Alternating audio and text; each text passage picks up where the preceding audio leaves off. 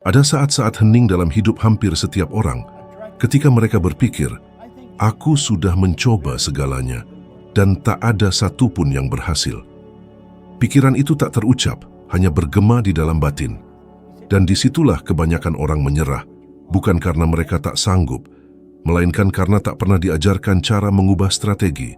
Jika kamu merasa selalu berupaya lebih keras dari orang lain, tapi hasilnya justru minim, tetaplah bersamaku sampai akhir. Mungkin apa yang akan kukatakan ini terasa tidak nyaman, tapi bisa jadi inilah titik balik yang selama ini kau nantikan. Kebanyakan orang menghabiskan seluruh hidup mereka mencoba mengubah hasil tanpa pernah mempertanyakan citra diri mereka sendiri. Dan ini tak terlihat, senyap, nyaris tak terasa. Kamu mungkin berkata ingin lebih banyak uang, lebih banyak kebebasan, lebih banyak ketenangan pikiran, tetapi jika jauh di lubuk hati, kamu melihat dirimu sebagai seseorang yang selalu berjuang, selalu pontang-panting, dan tak pernah benar-benar mencapai tujuan. Itulah persisnya hidup yang akan terus kamu jalani. Aku hidup seperti itu untuk waktu yang lama. Aku bekerja keras, bangun pagi, pulang dalam keadaan lelah, namun tak ada yang berubah. Itu bukan karena kurangnya usaha. Itu karena kelebihan kondisi mental yang keliru. Ketakutan paling umum yang dimiliki orang bukanlah kegagalan pertama, melainkan kegagalan lagi.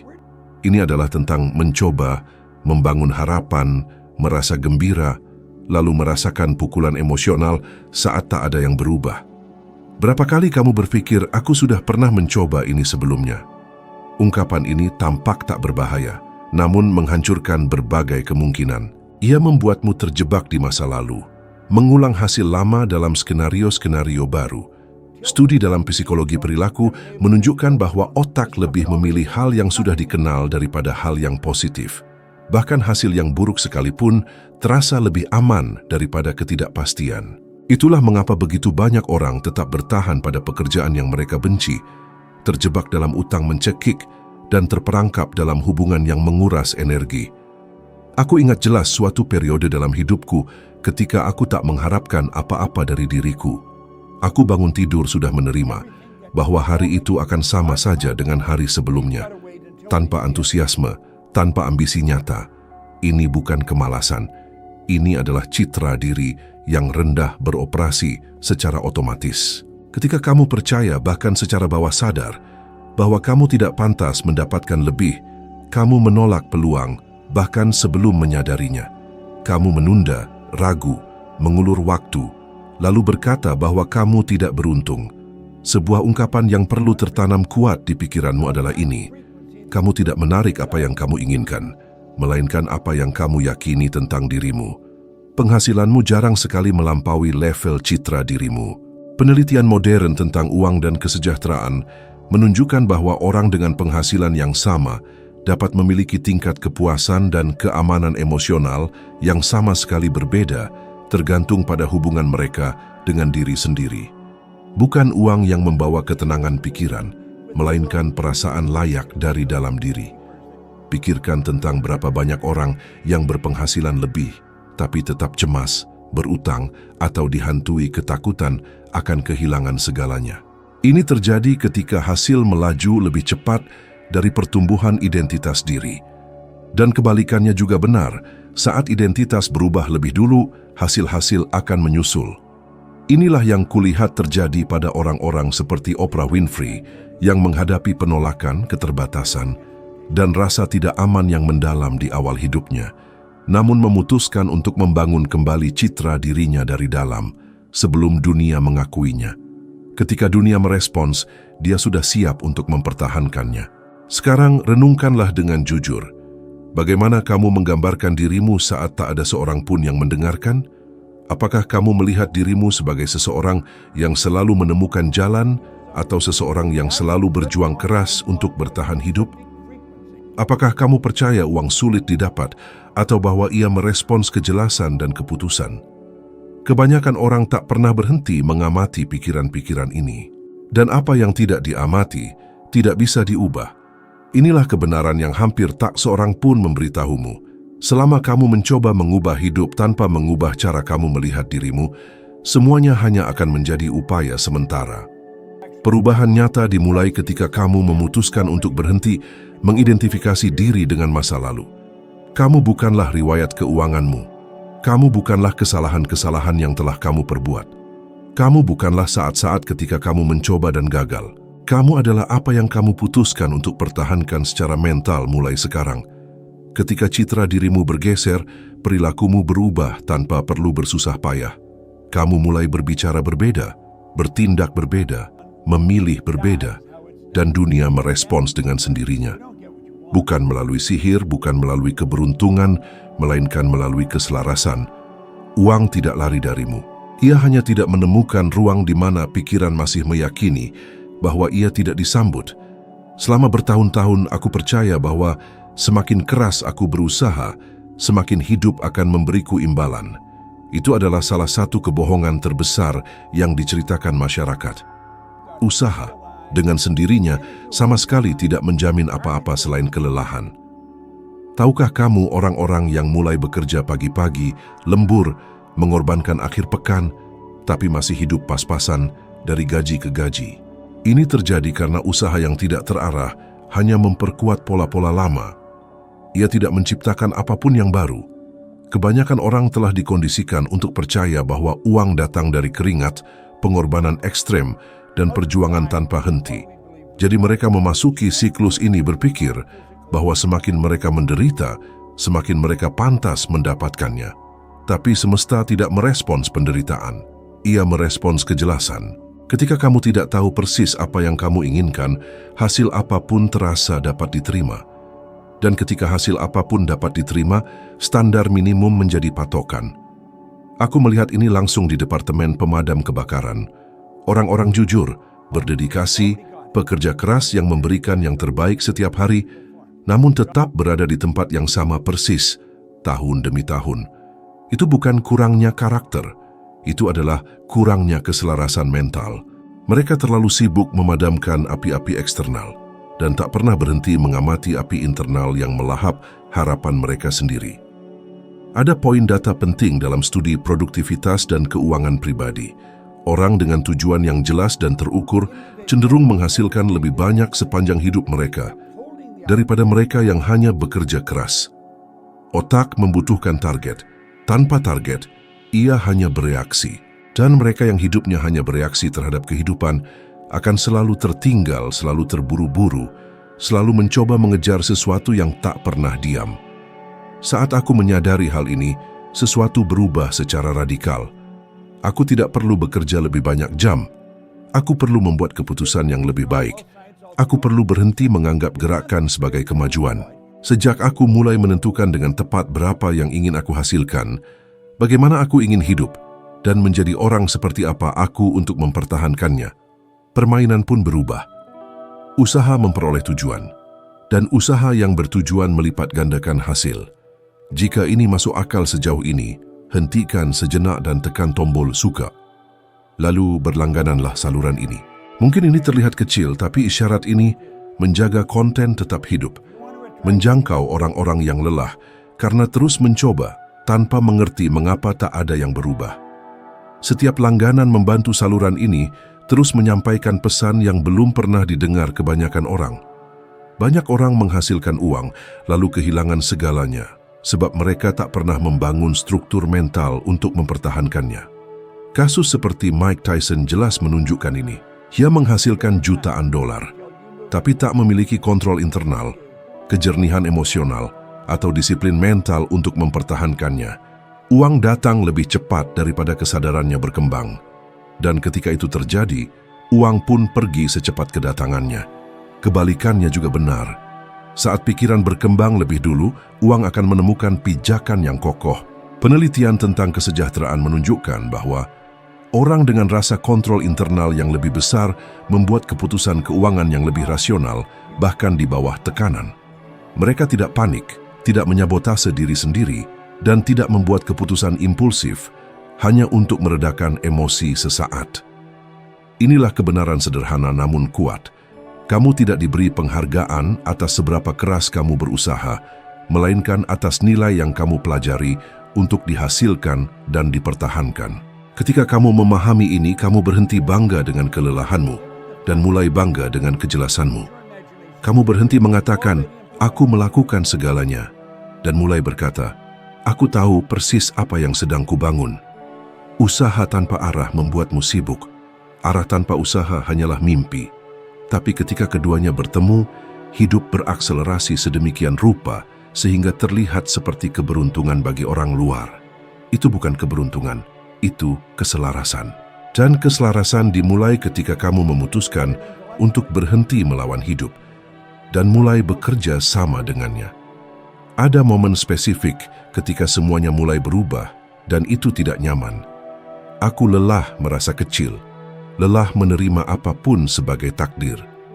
Aku ingat duduk sendirian setelah hari biasa lainnya dan menyadari bahwa tak ada yang akan berubah jika aku terus berpikir dengan cara yang sama. Aku tidak punya uang, tidak punya gelar, tidak punya jaminan apapun. Yang kumiliki adalah keputusan diam-diam untuk berhenti melihat diriku sebagai seseorang yang dibatasi oleh keadaan. Aku mulai melakukan sesuatu yang sederhana, nyaris konyol bagi orang luar. Sebelum tidur, aku memvisualisasikan diriku hidup berbeda. Itu bukan fantasi kosong, itu adalah niat yang jelas.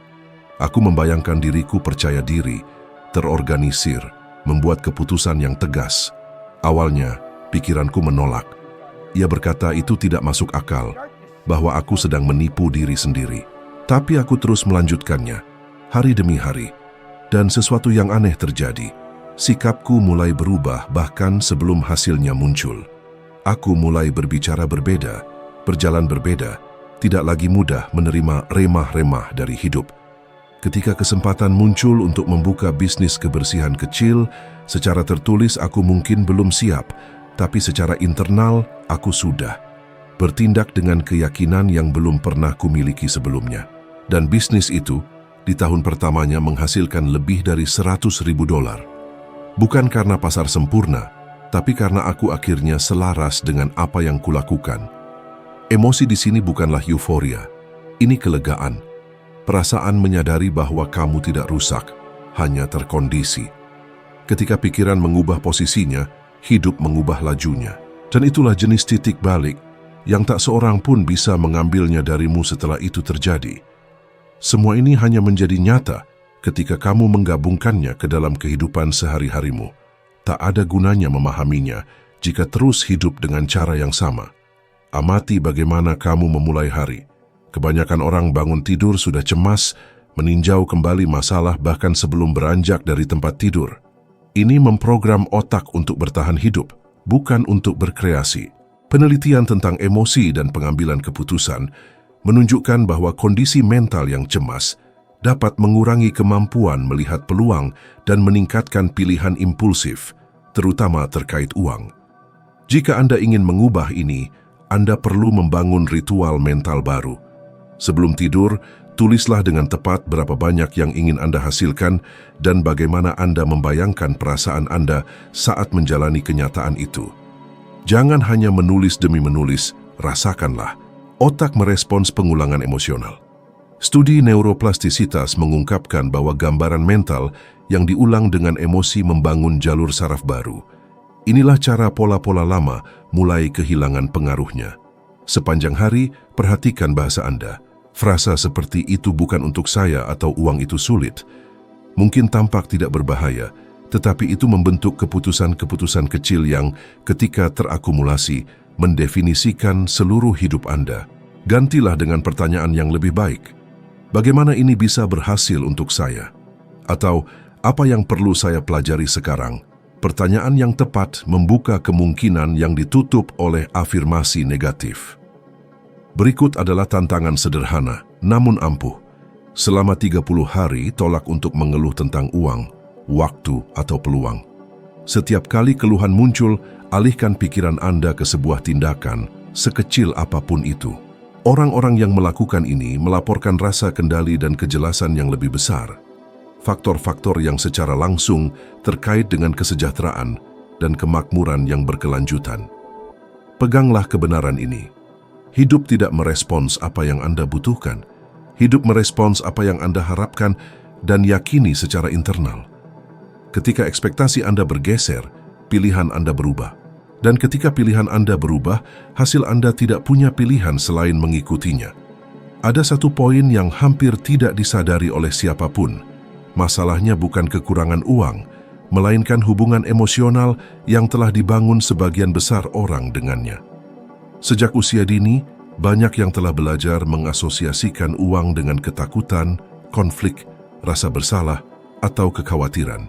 Berapa banyak kali Anda mendengar bahwa uang mengubah orang, bahwa uang adalah akar segala kejahatan, atau bahwa mereka yang menjadi kaya akhirnya membayar harga yang mahal. Gagasan-gagasan ini menyusup ke dalam pikiran, bahkan sebelum Anda sempat mempertanyakannya. Dan sebagai orang dewasa, orang-orang mengatakan ingin sejahtera, namun secara emosional menolak apa yang mereka klaim inginkan. Saya telah melihat ini terjadi berkali-kali. Orang-orang akan mendekati peluang-peluang baik, lalu tiba-tiba menunda keputusan, membuat kesalahan yang jelas, atau menyerah begitu saja. Itu bukan karena kurangnya kemampuan, itu adalah ketidaknyamanan internal. Tubuh akan siaga karena kenyataan baru itu tidak selaras dengan identitas lama mereka. Penelitian neuroscience menunjukkan bahwa otak cenderung menghindari situasi yang mengancam identitas yang telah mapan, bahkan jika itu membawa manfaat finansial atau emosional. Inilah mengapa banyak orang menghasilkan sedikit lebih banyak hanya untuk dengan cepat menciptakan masalah yang menarik mereka kembali ke tingkat sebelumnya. Ada fase dalam hidup saya ketika saya menyadari sesuatu yang aneh. Setiap kali segala sesuatunya mulai berjalan baik, saya menjadi gelisah. Saya tidak bisa bersantai, seolah-olah saya menunggu sesuatu yang buruk terjadi.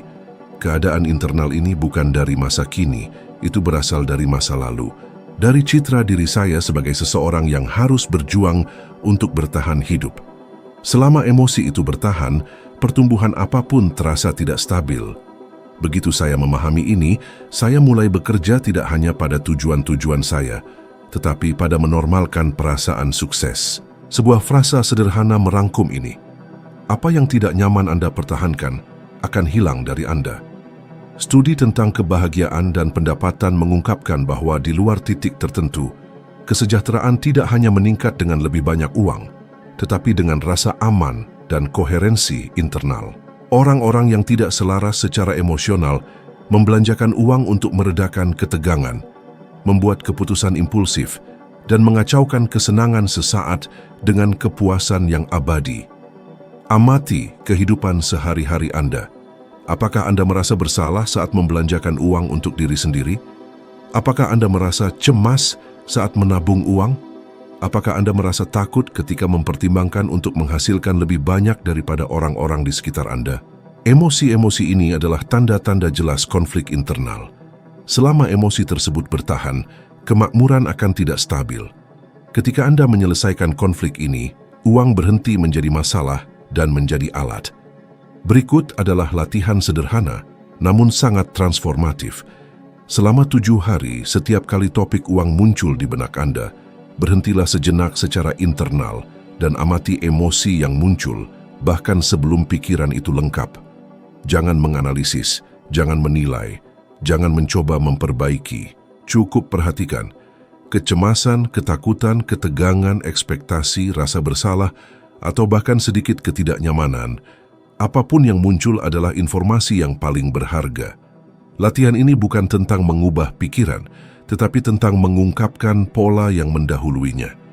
Karena setiap pikiran tentang uang berasal dari emosi yang sudah terbentuk. Ketika Anda menyadari emosi ini, Anda menginterupsi mode otomatis yang telah mendikte keputusan Anda selama bertahun-tahun. Pengamatan yang sederhana dan konsisten mulai melemahkan pola-pola lama yang sebelumnya beroperasi secara tidak terlihat. Seiring berjalannya waktu, sesuatu yang halus terjadi. Anda berhenti bereaksi secara otomatis. Emosi kehilangan kekuatannya, pikiran terlepas dari ketakutan, dan ruang antara stimulus dan respons meluas. Orang-orang yang mengembangkan tingkat kesadaran ini melaporkan kejelasan yang lebih besar, kontrol emosional yang meningkat, dan pilihan finansial yang lebih seimbang, bukan melalui usaha, melainkan karena mereka sekarang bertindak dari kejernihan, bukan pemrograman lama. Kesadaran adalah tanda pertama perubahan nyata. Ketika Anda mengamati, tanpa perlawanan, Anda berhenti dikendalikan oleh pola tersebut. Dan apa yang dulunya tampak otomatis mulai diam-diam larut. Resapi ini dalam-dalam. Uang tidak menciptakan karakter. Ia mengungkapkan dan memperkuat siapa Anda meyakini diri Anda pada tingkat yang paling intim. Ketika identitas internal Anda selaras dengan pertumbuhan, kelayakan dan tanggung jawab, uang mengalir secara alami dan menemukan tempat untuk tinggal. Uang dikelola dengan kejelasan, digunakan dengan niat, dan dilipat gandakan dengan kesadaran. Namun, ketika ada konflik internal rasa bersalah atau ketakutan terkait kemakmuran, uang masuk seperti orang asing dan pergi dengan cepat, seolah-olah tidak pernah seharusnya berada di sana. Tidak ada yang eksternal dapat dipertahankan ketika yang internal sedang berperang. Anda bahkan mungkin mencapai sesuatu melalui usaha, keberuntungan atau keadaan, tetapi tidak ada yang bertahan ketika identitas Anda masih beroperasi dalam mode bertahan hidup. Selama Anda melihat diri Anda sebagai seseorang yang hanya melawan hidup, kelimpahan apapun akan tampak rapuh sementara dan siap untuk lenyap. Bukan karena dunia tidak stabil, tetapi karena secara internal, Anda belum menormalkan kesuksesan sebagai sesuatu yang alami bagi Anda. Sebelum Anda dapat mengubah hasil, Anda harus menyesuaikan hubungan internal Anda. Disitulah segalanya dimulai. Ketika Anda berhenti merasa terasing oleh pertumbuhan, ketika Anda berhenti merasa bersalah karena makmur, ketika kesuksesan tidak lagi terasa terlalu besar untuk siapa yang Anda yakini sebagai diri Anda, sesuatu yang mendalam akan selaras kembali. Kelimpahan tidak menuntut perjuangan yang konstan. Ia mengalir di mana ada keselarasan antara identitas, pikiran, dan tindakan. Dunia luar merespons dengan presisi mutlak pada citra diri yang Anda pegang. Ia tidak bereaksi terhadap keinginan yang Anda ulangi secara mekanis, juga tidak pada afirmasi kosong yang diucapkan karena kebiasaan. Hidup merespons identitas yang Anda terima sebagai kebenaran. Ubahlah siapa yang Anda yakini sebagai diri Anda, dan usaha akan berkurang. Karena ketika yang internal menemukan kedamaian, yang eksternal akan selaras hampir tanpa perlawanan. Jika ini beresonansi dengan Anda pada tingkat manapun, jangan biarkan begitu saja. Pikirkan seseorang yang spesifik, yang sedang berusaha berjuang, tetapi selalu tampak menemui tembok yang sama, dan bagikan video ini dengannya sekarang. Terkadang, satu pesan pada saat yang tepat dapat mengubah cara seseorang memandang hidupnya sendiri.